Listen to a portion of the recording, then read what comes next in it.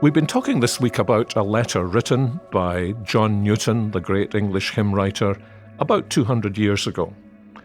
It's a letter about people whose problem is really that they sing about amazing grace, but they haven't themselves become amazingly gracious.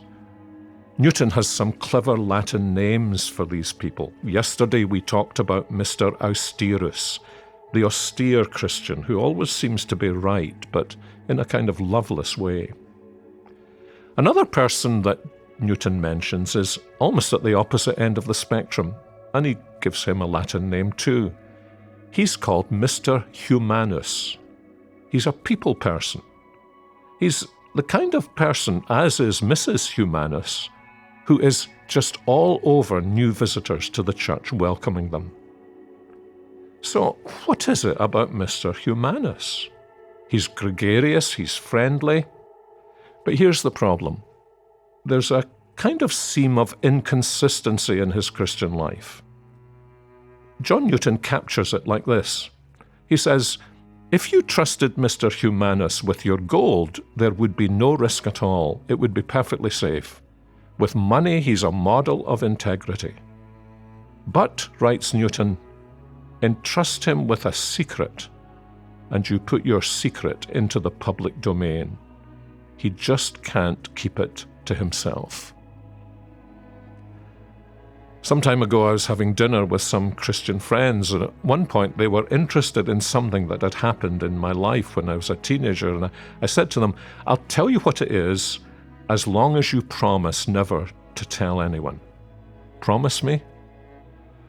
You know, none of them promised. They were all mature Christians. Most of them were pastors. And come to think about it, I think most of them had read some of John Newton's letters. And I wonder if they were thinking, you know, I don't think I can trust myself to keep Sinclair's secret. I think I'd be tempted to share it. Now, you see, this was the problem with Mr. Humanus. He trusted himself too much, but he had lost control of his tongue.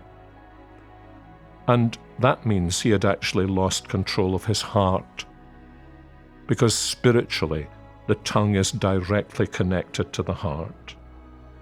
And the result of it was that eventually his fellow Christians realized they couldn't share their secrets with him. For all his friendliness, they could never unburden themselves to him. And so they never told him about their struggles, their problems, their failures, or their deepest needs, and he was left wondering, why do they share these things with those other people, and never with me? Keeping secrets is a small thing. Failing to keep them is a big thing.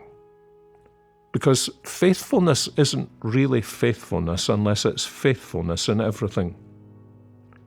Now, being faithful in the big things doesn't minimize the importance of being faithful in the small things.